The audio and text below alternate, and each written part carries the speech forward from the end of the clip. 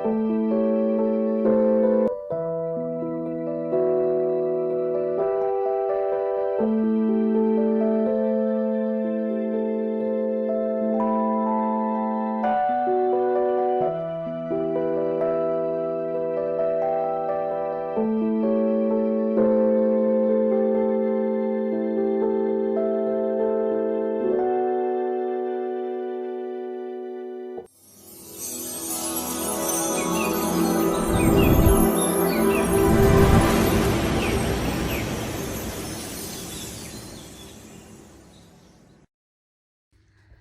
mừng các bạn đã quay trở lại với kênh Đang Móc Lên của Dương Liễu Handmade.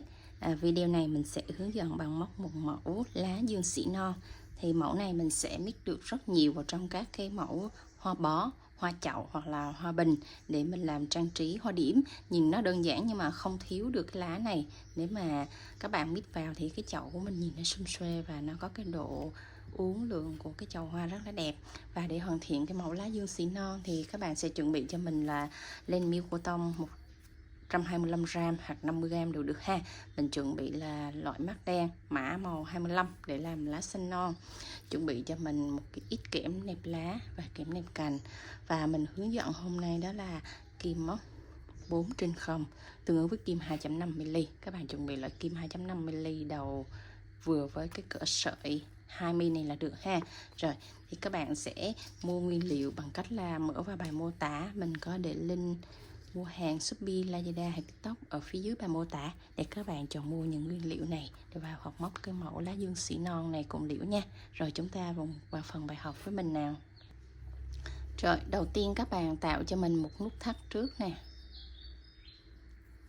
Nút thắt thì có nhiều cách để chúng ta tạo, nhưng mà các bạn cứ làm quen tay là được nha. Rồi móc lên cho mình mũi móc xích 1 2 3 4 5 6 7. Rồi cứ như vậy các bạn sẽ móc liên tục khởi tạo cho mình là 71 mũi móc xích. Rồi chúng ta sẽ dừng lại nha. Rồi xong 71 mũi móc xích nên sẽ có độ dài như thế này. Mình sẽ dùng một cái đoạn kẽm nẹp lá. Thì các bạn sẽ dùng cho mình là kẽm nẹp lá 24, loại kẽm xanh hay là kẽm trắng đều được, nhưng mà là kẽm 24 cho nó cứng nha. Rồi chúng ta sẽ đưa vào trong phần này để mình nẹp luôn, và đưa nguyên cọng kẽm luôn ha. Cọng kẽm này nó có chiều dài là 40cm gập đôi thì chúng ta sẽ đưa hết vào luôn chứ không có cắt. Như vậy thì nó mới đủ cái chiều dài để chúng ta móc lên cái phần gân của lá này.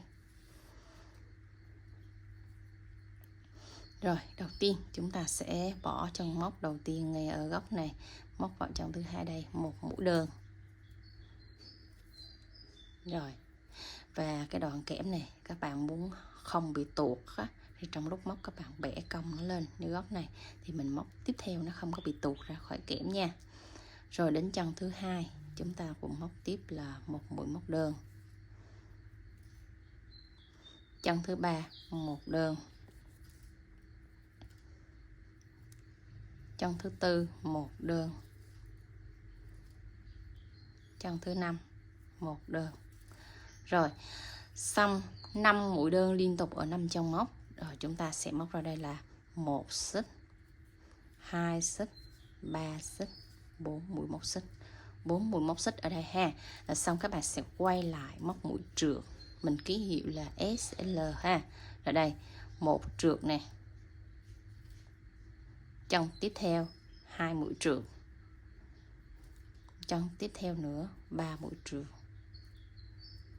Đó, 3 mũi trượt xong và các bạn sẽ trượt tiếp nó vào cái chân này cho mình luôn. Xong 3 mũi trượt rồi thì các bạn sẽ móc tiếp vào chân kế bên này, không móc ở cái góc này nữa nha. Rồi móc tiếp vào chân kế này, một đơn, 2 đơn, 3 đơn, 4 5. Rồi đến chân thứ 5 này chúng ta sẽ móc ra 4 mũi móc xích nữa. 1 2 3 4 và quay lại chúng ta móc 3 mũi trượt ở 3 chân móc. 1 trượt, 2 trượt, 3 trượt. Rồi, đó là mình đã xong cụm thứ hai. Thì đối với cái mép bên trái này chúng ta sẽ móc tổng cộng là 9 cụm như thế này. Mình đã móc được 2 cụm rồi nha. Đó, cứ 5 đơn chúng ta lên 4 xích, rồi 3 mũi trượt, rồi hạ xuống 5 đơn. Cứ như vậy lặp lại cho mình 9 cụm. Mình đã móc được 2 cụm rồi thì các bạn sẽ móc tiếp tục cho mình thêm 7 cụm nữa, rồi các bạn dừng lại nha. Rồi, mình đã móc được 9 cụm rồi này các bạn.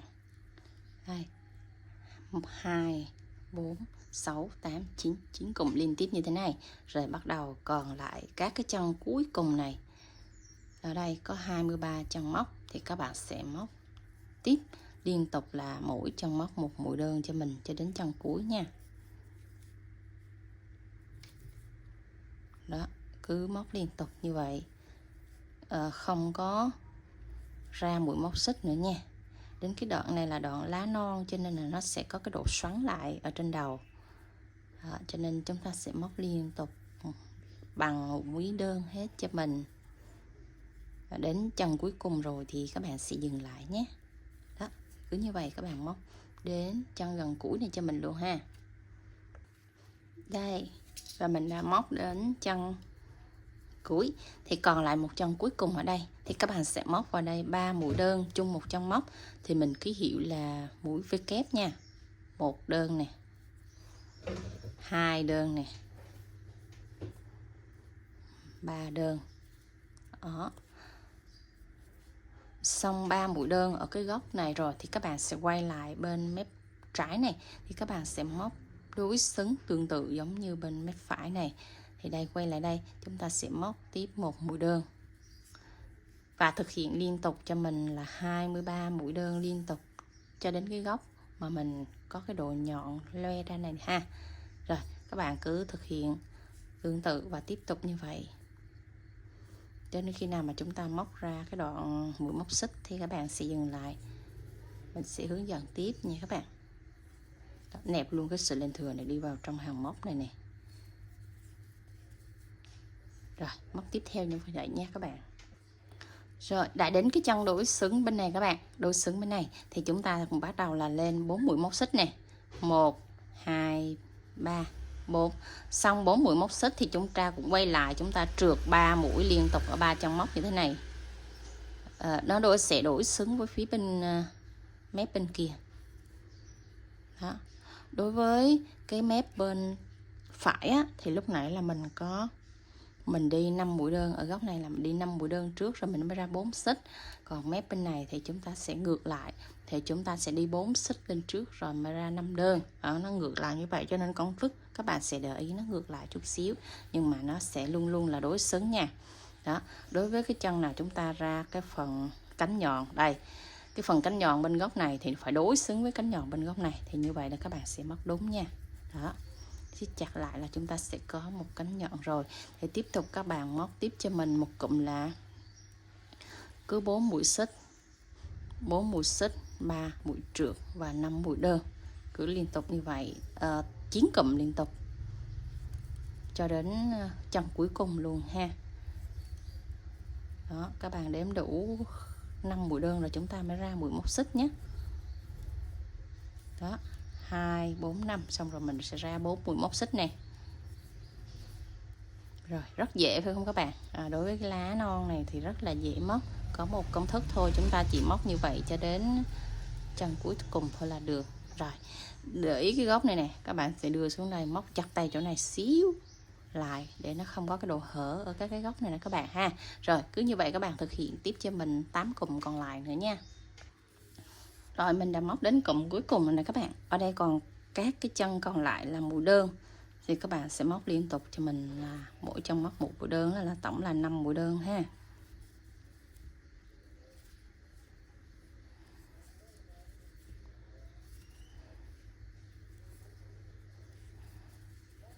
Rồi, thay xong ha, thì cái sợi len nó đang ở trên đoạn kẽm thì các bạn sẽ vòng xuống phía dưới đoạn kẽm này cho mình nè, vòng xuống dưới, rồi vòng lên lại, chúng ta sẽ móc một mũi trượt vào ngay đỉnh đầu của mũi đơn này để chúng ta kéo lên qua là nó không có bị lộ kẽm ở cái đoạn sau ha.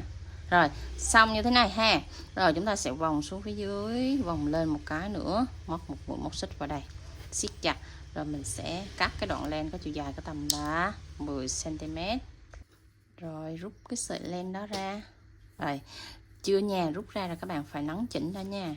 Đó, các bạn coi kẽm nó có bị tuột không, ở cái góc đầu này nè nó có bị lộ kẽm không, đẩy lên nó có bị lộ không, thì các bạn sẽ nắn chỉnh canh làm sao cho nó vừa với cái kẽm của mình, nó vừa với cái chiếc lá, nó không có bị đùng. Xong rồi chúng ta sẽ đẩy cái sợi len này nè. Đó, chúng ta sẽ đẩy sợi len này, dùng sợi len này để mình quấn chặt đây, quấn chặt cho mình. Đó, nhìn ở phía sau này các bạn sẽ thấy nó không có hở kẽm ở phía sau này.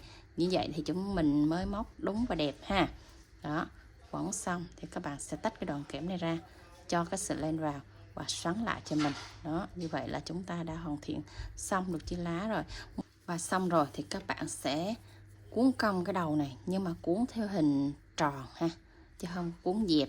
Đó, cuốn cong cho nó tròn lên thì nó tạo thành một chiếc lá non. Ở trên cái đỉnh đầu của dương sĩ lúc nào nó cũng cong như thế này. Đó là đã thành một chiếc lá dương sĩ non rất là xinh. Rồi mình đã hoàn thiện xong video. Các bạn thấy video này hay cho Liễu xin một like với nha, và để lại phần bình luận bên dưới. Nếu có đoạn này các bạn thắc mắc, các bạn chưa hiểu thì Liễu sẽ cố gắng trả lời phần bình luận sớm nhất, để các bạn có thể hoàn thiện được chiếc lá dương sĩ này để chúng ta trang trí vào phần giỏ hoa nha. Bye bye, hẹn gặp lại các bạn ở những video sau nha. See you.